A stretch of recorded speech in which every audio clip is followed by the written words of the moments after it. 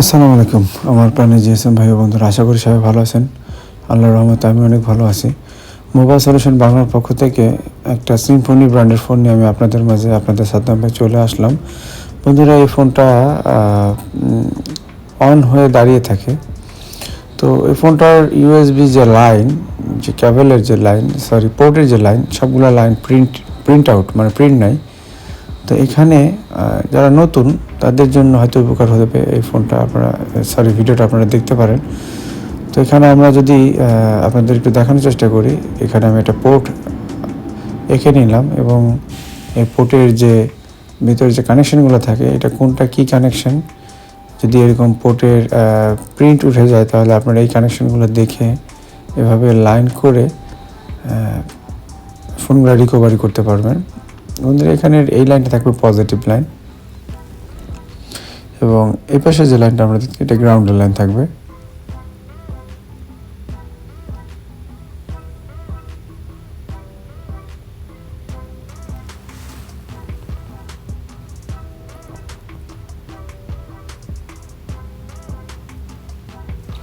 এটা charging positive, এটা ground মানে মাইনাস। এটা থাকবে আমাদের ডি এন মানে ডাটা নেগেটিভ।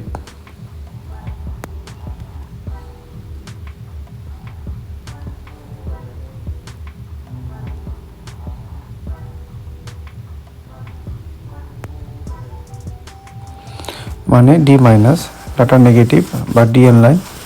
এবং পরেরটা থাকবে আমাদের ডিপি, ডাটা পজিটিভ, মানে ডিপি লাইন, ডাটা পজিটিভ। আর পরের যে লাইনটা থাকে এটা অনেকেই জানে না, অনেক টেকনিশিয়ান জানে না এই লাইনটা কিসের, তবে আমি আপনাদের আজকে বলে দেই। এটা হচ্ছে ক্লো লাইন, ক্লো। তো এই লাইনটার কিন্তু অনেক কাজ আছে ডেড ফোনগুলো রিকভারি করানোর জন্য। এগুলো আমাদের স্টুডেন্টের মাধ্যমে অনেক বিস্তারিত আলোচনা করা হয়। বন্ধুরা, একটা ইউএসবিতে অনেক কাজ আছে, আসলে আমরা অনেকেই জানি না অনেক কিছুর কাজ। তাই আমাদের মোবাইল সেকশনগুলো অনেক সার্ভিসিংগুলো অনেক কঠিন মনে হয়। এই ব্যবসা থেকে আমরা হতাশ হয়ে পড়ি। এটা একটা সুন্দর বিজনেস, আপনি যদি জানেন কাজেও মজা পাবেন এবং আপনি ব্যবসায়িকভাবে অনেক সাফল্য লাভ করবেন ইনশাল্লাহ। আর তাই আপনার কাজ জানতে হবে, কাজ শিখতে হবে। তো বন্ধুরা, এখানে আমি আপনাদের 5টা লাইনে দেখিয়ে দিলাম যে কোনটা কি লাইন, এবং এভাবে আপনারা দেখে লাইন টেনে আপনারা কাজ করতে পারবেন। তো এখান থেকে আমি 5টা লাইন অলরেডি টেনে এই যে পাশের যে টিপগুলো আছে এখানে আমি অলরেডি লাগিয়ে দিয়েছি।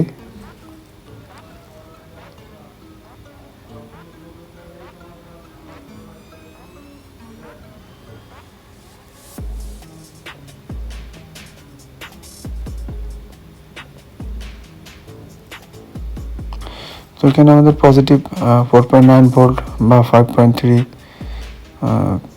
4.8, এগুলো চার্জার অনুযায়ী এইরকম ভোল্টেজ আসবে।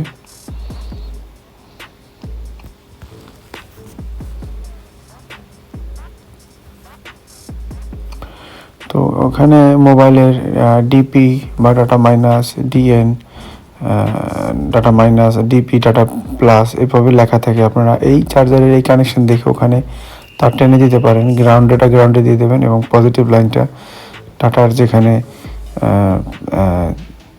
চার্জিং প্লাস লেখা থাকে বা ভি চার্জ লেখা থাকে, বিভিন্ন সংকেত দেওয়া থাকে। তো এখানে পজিটিভের লাইন, নেগেটিভের লাইনটা ঠিক আছে, কিন্তু ডাটা কানেকশনের লাইনগুলো, মাঝখানের লাইনগুলো প্রবলেম ছিল, তাই সেই লাইনগুলো আমি টেনে দিয়েছি। তো আপনারা চাইলে এইভাবে করে কাজ করতে পারেন। আশা করি আজকের পর থেকে আপনাদের ইউএসবি নিয়ে কোনো কনফিউজ আর থাকবে না। সামনে সম্ভব হলে আমি স্যামসাংয়ের ফুল ইউএসবির ডায়াগ্রাম আমি আপনাদের মাঝে দেখানোর চেষ্টা করব ইনশাআল্লাহ। আর তার মধ্যে বলিনি বন্ধুরা, আপনারা চাইলে আমার চ্যানেলটি সাবস্ক্রাইব করে রাখতে পারেন, কারণ আমি আপনাদের জন্য ভিডিও বানাই, নিত্য নতুন ভিডিও আমি মোবাইল রিলেটেড আনতেই থাকি। এবং আমার চ্যানেলটা লাইক এবং শেয়ার করলে আমি অনুপ্রেরণা পাবো ইনশাআল্লাহ।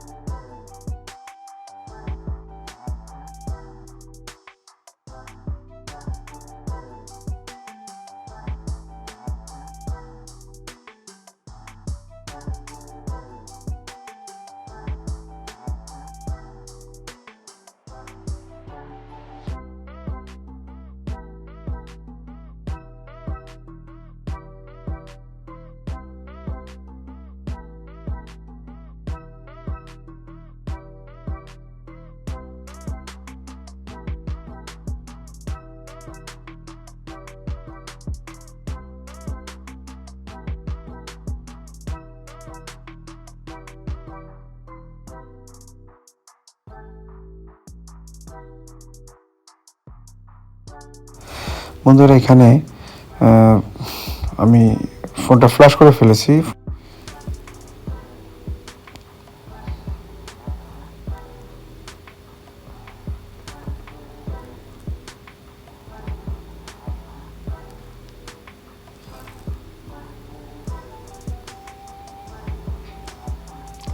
আপনার সব ধরনের প্রবলেমের জন্য সবসময় প্রস্তুত থাকতে হবে। এটা ডট ফোন ওপেন করার পরে এটা অনেক জায়গায় প্রবলেম বের হতে পারে, সেজন্য আপনি সবসময় রেডি থাকবেন এবং কাস্টমারের সাথে অবশ্যই সেভাবেই কথা বলে নেবেন। অনেক সময় কাস্টমার বলে ভাই আমার ফোন আগে সব ভালো ছিল, এভাবে অনেক কাস্টমার বলবে।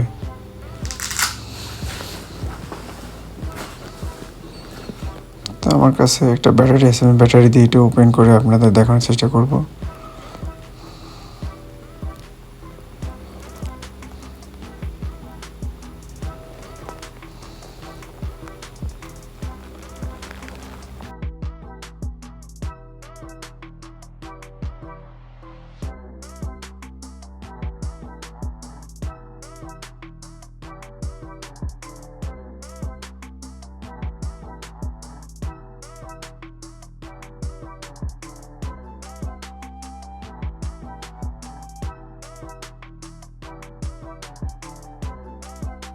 আলহামদুলিল্লাহ আমাদের ফোনটা ওপেন হলো। এখন আমরা দেখব এটা আমাদের পরিপূর্ণ ওপেন হয় কিনা।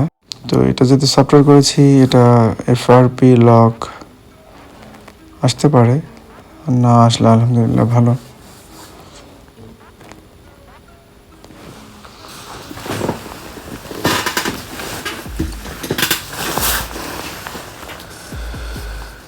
বন্ধুরা আমি আবারও বলি, আমার চ্যানেলটা আপনারা লাইক করবেন, কারণ আমি ভিডিও আপনাদের জন্য বানাই। এখন 24/12/2021 2:16 বাজে আমি আপনাদের জন্য ভিডিও এডিট করতেছি। তো ফোনটা আমরা ধরে বসে থাকবো যতক্ষণ পর্যন্ত ওপেন না হয়।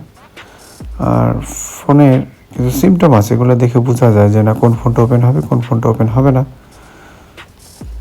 তো এই ফোনটা ওপেন হবে ইনশাল্লাহ। আমরা আরেকটু ধৈর্য ধরে বসে থাকি।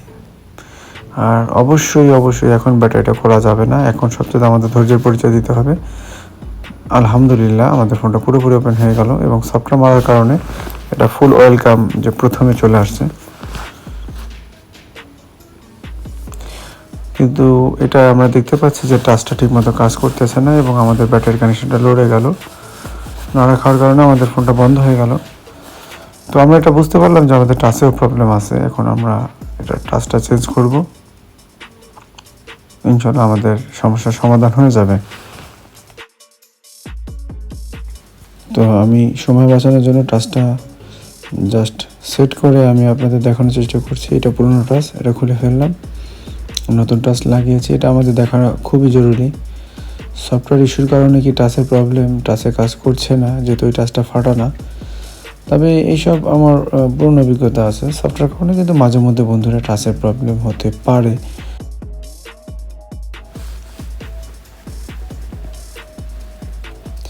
এটা টাচের প্রবলেম না সফটওয়্যার প্রবলেম, এটা বোঝার জন্য কিছু ট্রিক্স আছে এবং সেটা দেখে আমি বুঝতে পারছি যে এটা টাচের প্রবলেম। তো আমরা এখনই চেক করলেই বুঝতে পারবো।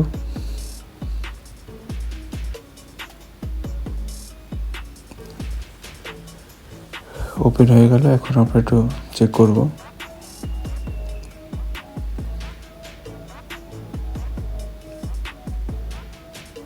হ্যাঁ, এটা 100% কাজ করছে। এটা সফটওয়্যারের প্রবলেম এবং এটা জিমেল আইডি পাসওয়ার্ড চাচ্ছে। তো যাই হোক বন্ধুরা, আশা করি আপনারা এই ভিডিওর মাধ্যমে কিছু হলে জানতে পারলেন। এটা নতুনদের জন্য। আপনারা চাইলে আমার চ্যানেলটি সাবস্ক্রাইব করে রাখতে পারেন। আমি আপনাদের জন্য আরও ভালো ভালো ভিডিও সামনে উপস্থাপন করবো ইনশাআল্লাহ। আর আমার চ্যানেলটি লাইক করবেন, শেয়ার করবেন। আর নতুন ভিডিও আসা পর্যন্ত সবাই ভালো থাকবেন। আপনারা আমার জন্য দোয়া করবেন বন্ধুরা, আমিও আপনাদের জন্য দোয়া করব। সবাই ভালো থাকবেন। আল্লাহ হাফেজ।